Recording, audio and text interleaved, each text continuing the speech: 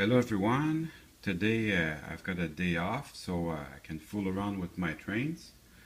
I'm going to work on this very nice SD40 for you today. Now this one, it had been weathered by the previous owner.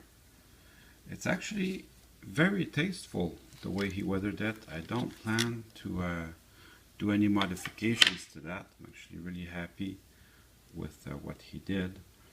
I mean, I got it for a good price on eBay simply because the guy weathered it. Now that's what I mean about weathering my trains. I don't like to do it because it's logical. I mean, what is worth the most money? A new one or a used one? By leaving it like it is out of the box, if you want to resell it, it's worth more money. Obviously, because it looks new, whereas this one looks like it was used. But and actually everything's there, the horn's there, everything's there. Looks like it's gonna run great. I'm just gonna have a quick peek inside just in case I want to change something. So this might be a quick video because it looks to be in very good shape. These have tabs you can pull on to remove the shell. It's a really good locomotive to have, very easy to work on. The shell, I'm still going to run it under the water with a little bit of soap just to get rid of the dust, but everything looks very good. And then the gas tank. The important point when you're weathering these is you'll be weathering it.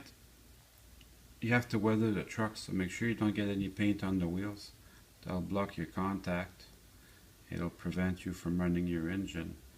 This one looks like it was done right. I have no complaints about this.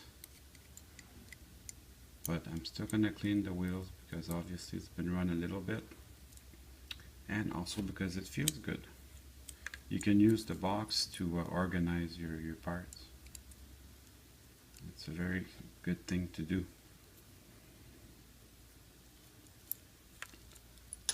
And then this will split open.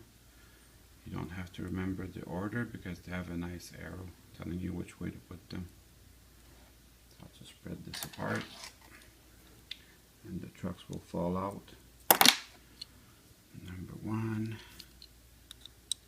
and number 2.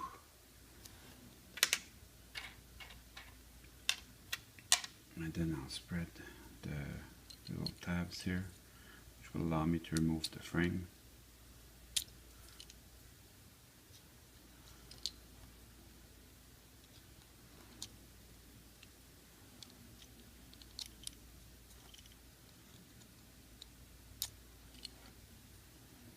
Here we go. Everything's in place right where it should be. Everything looks great.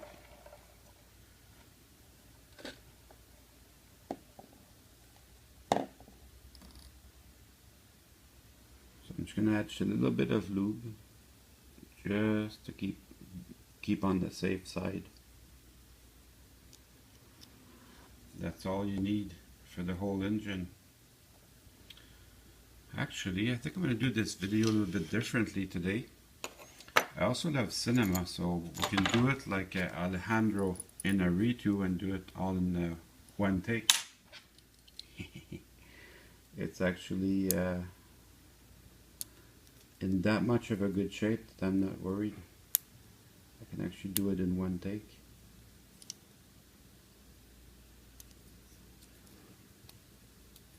So prod gently on the side. They're pretty rugged, but you're still never careful enough. Wow, everything looks amazing. There's not even any dust in there. Look at that. That really is amazing.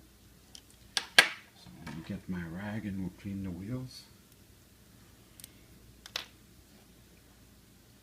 My channel actually started as a project from my daughter's. Actually, she owns all the right, and if it ever becomes monetizable, she's gonna make all the money. That's okay. I'm having fun doing it, so I told her, find a way to make some money. And so she started the YouTube channels. The only thing that she had on her computer that was video was me fooling around with my trains because I wanted a memento of what I was doing. So I just kept adding to it more and more. You know, some people will tell you model railroading, don't go out and buy a bunch of engines, plan ahead, stick to a specific period and time and a specific location of what you want to model. Me, I do the absolute opposite. Me, I buy everything I can get my hands on, and it's really random. The period and time that I want to model is actually the 50s, when they were switching from steam to diesel. And the area I want to model is anywhere along the Canadian Pacific. So I would only have Canadian Pacific engines from the 50s, which I don't. I've got a bunch of Penn Central stuff. So what can I say? This engine, by the way, is going to fit very well on the Penn Central.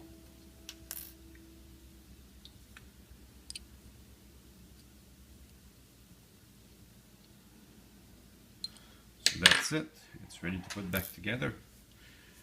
So I am going to cut, though I won't be able to make it into a one-cut masterpiece like Alejandro Inarritu. But anyways, I'm going to put everything, I'm going to get everything cleaned, and then we'll put everything back together.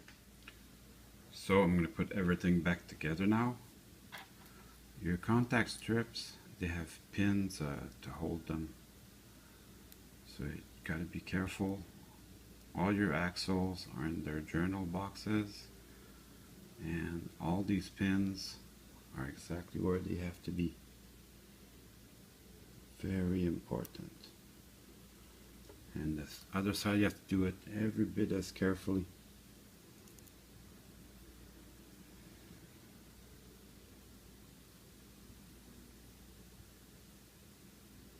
So it just goes in there like that. Run it with your finger to make sure there's no interference. Then we'll put the truck back. You can't put it like this because it needs the holes for the wheels. So that will just snap into place. Such a beautiful design. And then we're going to put them back where they're supposed to go. Just going to locate my arrows here. That one goes like that. That one goes like that. And then bring the frame half down.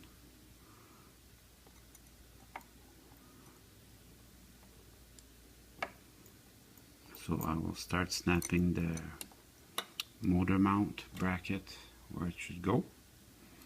So always very gently. Like I said, they're pretty rugged, but I always like to take my time because it's such a beautiful model.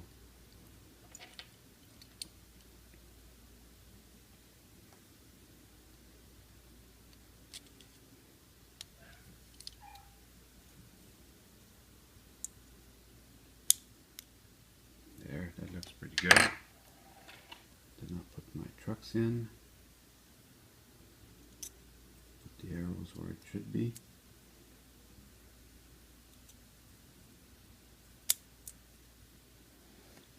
And then do the other side.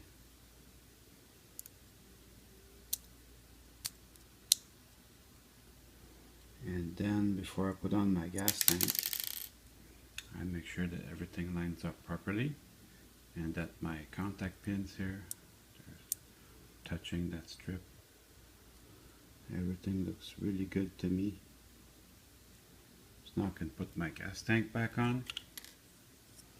The gas tank, the fill holes, which are here, go on the front.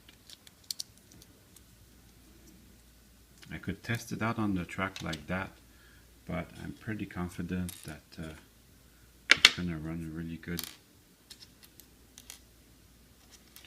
So put my light bars, put the other light bars, and we'll put the retainers and the screws.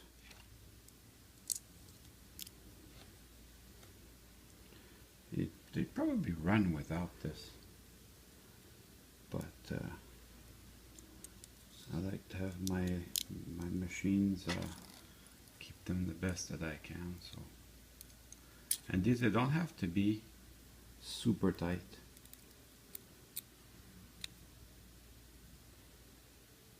Just hand tight is fine. It would probably run without it.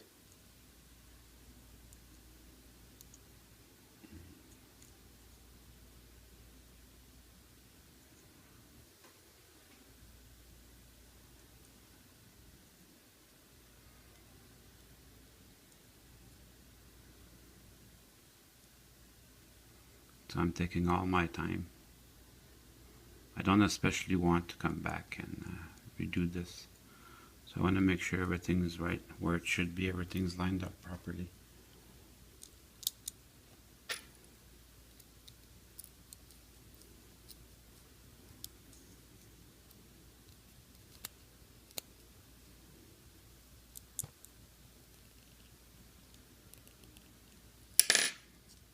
There.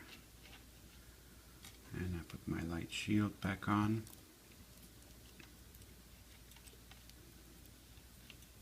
So if you have an SD45 that you want to do, it's exactly the same steps. And then all that's left to do is put the shell back on. That also goes on pretty easy. There we go. And now it's time to run some trains. Well, I hope you enjoyed this video. Hope it was useful to you. I certainly had fun doing it. See you soon.